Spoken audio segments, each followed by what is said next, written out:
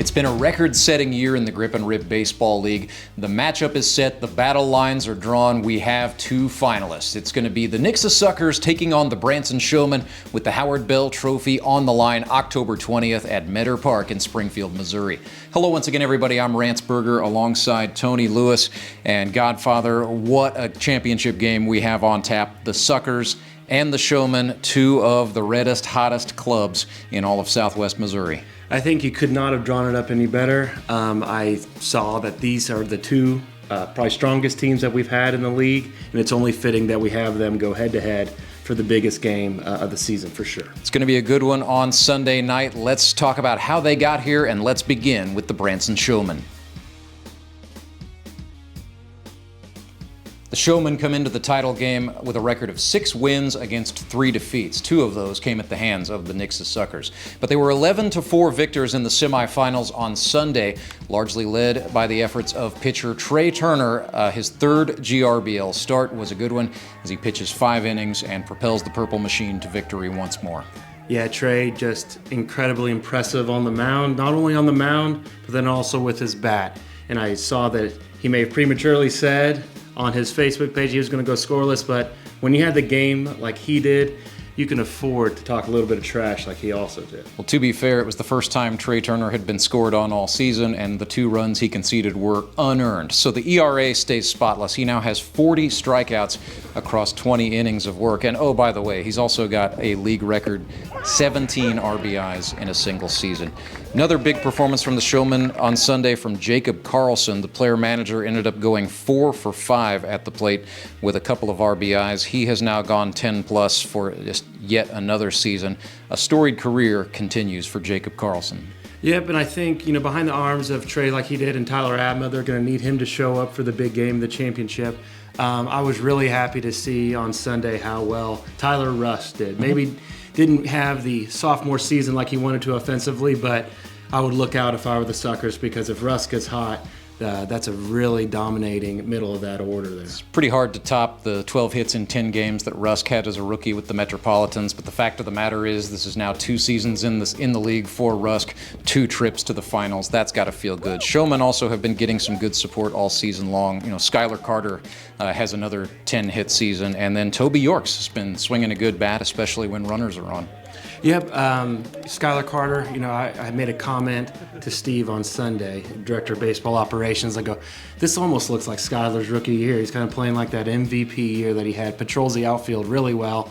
You got Chris Leggett, who also patrols right, and then you also got Jacob Karlson left. So the outfield is pretty dominant for the Showman. Yeah, it's not just pitching and scoring, it's some glove work as well. Makes this Branson team awfully tough, and they are excited to take on the Nixa Suckers, the GRBL South Division winners.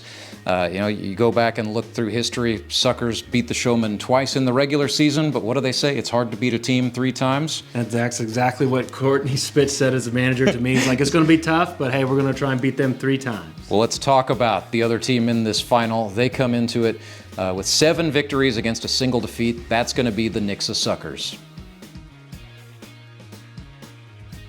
It was an offensive explosion for the Nixa Suckers in a 9-5 defeat of the Springfield Metropolitans in the GRBL semifinals. 3 players with 3 hits apiece in the ball game: Davisai Pizarro, Braschler, and Jordan Fitzpatrick, all putting the ball into play, all scoring runs and coming up with RBIs along the way. Yep, and along with those 3 players, we also saw some history out of Courtney Spitz. Really happy to see that not only did he tie, he also exceeded the single-season hit record with number 17. Yeah, very briefly shared that record of 16 with 6 other players, but now there's a new king of the mountain, and he stands alone. His name is Courtney Spitz. What a season he has had. He is now 17 for 36. Just absolute banger of a year. Told me in the post-game show, this is probably the best team I have ever put together in the draft. If ever there was a chance for Courtney Spitz to shake off that stigma that he cannot win a GRBL championship, this is it. Also, Suckers have been getting great pitching all season long. They are the least scored upon team in the Grip and Rip Baseball League. It all starts with their ace, Logan Wiley, who's now up to 35 innings pitched. But they've gotten great bullpen help all season long from Mason Davis and Ethan Paschke, who pitched 3 shutout innings on Sunday. Yeah, I was going to say Ethan did a great job keeping the lead where it was. It could have got out of hand. The game could have been a little bit closer. You saw a little chink in the armor with Logan Wiley, but he's had a great year. But again, the Springfield Metropolitans showed that they could hit Logan Wiley, but I think Ethan Paschke should be given a major pat on the back for keeping the Suckers lead like he did and also closed it out for him. So 9-5, Suckers get the win. They improve to 7-1. There's only one other team that has finished out a year in the GRBL with just a single loss. That's the 2021 Moon City Mavericks. So when we talk about the 2024 Suckers, Tony, no funny business. We are talking statistically about one of the best teams that this league has ever seen in its storied 9 years. Well, yeah, and it also seems like that's exactly what Courtney Spitz needed to finally get over the hump, break through the glass ceiling to get to the championship game. I'm really happy, happy for everyone in the league, but I am really happy for Courtney Spitz, and it did take a record-setting team like he put together to get him to the championship. We should have a fantastic final next Sunday. Well, let's talk about the final, and let's talk about keys to victory. Let's go back to the Branson Showmen. Tony, you've watched this team extensively. In your mind, what is it going to take for the Branson Showmen to get over the hump and defeat the Nixa Suckers for the first time in 2024? Well, I think their strategy definitely changed mid-year with Abma kind of having some arm trouble or kind of go down to injury. They've really had to look to Trey Turner, really an ace and just a fire flamethrower that he is, to come through and pitch 5 solid innings the last couple outings. So I think keys to victory for the Showmen. Trey's got to have another 5-inning strong performance. Abma has got to nurse that injury this next week, probably throw 2 or 3 strong innings, and then hope they have a lead as they go against Logan Wiley and crew on the other pitching staff for the Nixa Suckers.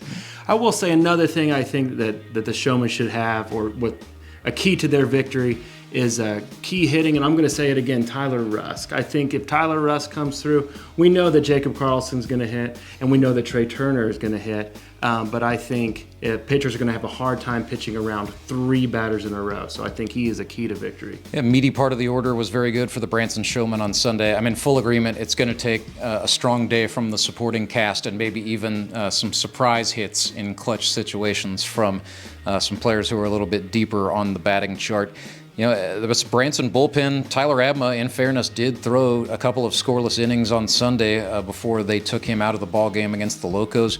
But Branson, as of late, has gotten some really good stuff out of Marcus Rader. He doesn't strike a lot of batters out, and he doesn't just blow you away with what he does on the radar gun.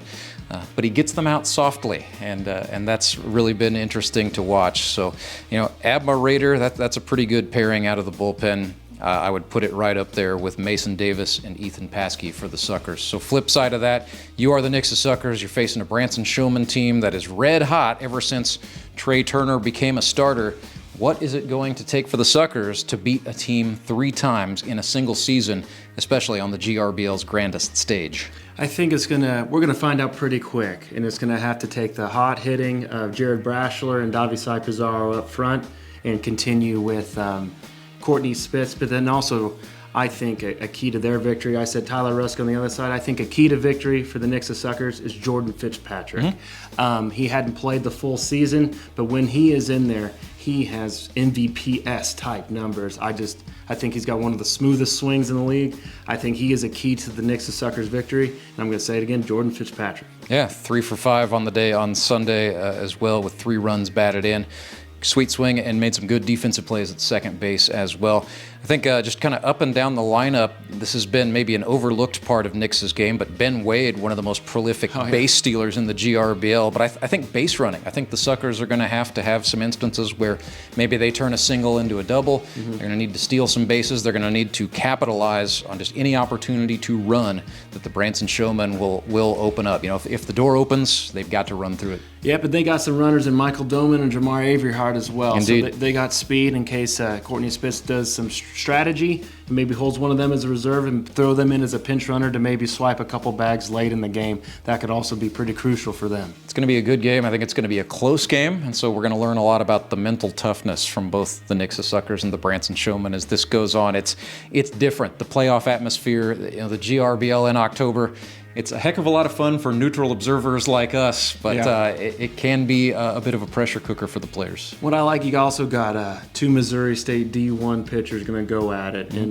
Logan Wiley and Trey Turner. So fans that are going to be showing up to Meador Park next Sunday are going to see some D1 talent going against each other, and these guys throw the ball hard. It is quite a sight to see. And so I think it's going to be a great time for the Springfield area to see some of the best talent who still has talent will be on display next Sunday. Let's talk about Meador Park, Sunday, October 20th, a 5:15 p.m. first pitch, but the festivities start way earlier. It's going to be a heck of a day for the GRBL at historic Meador Park, Tony Lewis. Yeah, we've been looking forward to this day for quite some time to kind of see exactly what what Meador can do. And Mark Worleyfield to be actually specific about it. We're going to start the festivities a little earlier. The championship teams will have their BP about 2 o'clock, but then at 3 o'clock, we're going to invite a couple Little League teams from Nixa and the Ozark area to play against each other. So we're going to have a Little League action just before, and then just before the first pitch at 5:15, we're going to go through our award ceremony to where we award our end of the year league performers, like all stars. I say MVP, Silver Slugger, Rookie of the Year, Pitcher of the Year. A couple of Gold Gloves. Gold Gloves, that's right. And then we're also going to announce our Hall of Fame inductees. Yep, 2 new inductees have been voted in for the Hall of Fame. Real quick, it is players who have at least 5 years of service time, so you have to have played and or managed in the GRBL for at least 5 seasons to be eligible. Everyone with that 5 years of service time makes up the electorate, if you will. So about 40 ballots went out this year, and in the end, there were 2 players who had a high enough percentage of votes to get through. Let's start with Brock Chaffin, former Springfield Metropolitans manager, won Howard Bell trophies back-to-back in 2022 and 23, then retired. So Brock Chaffin, the first inductee.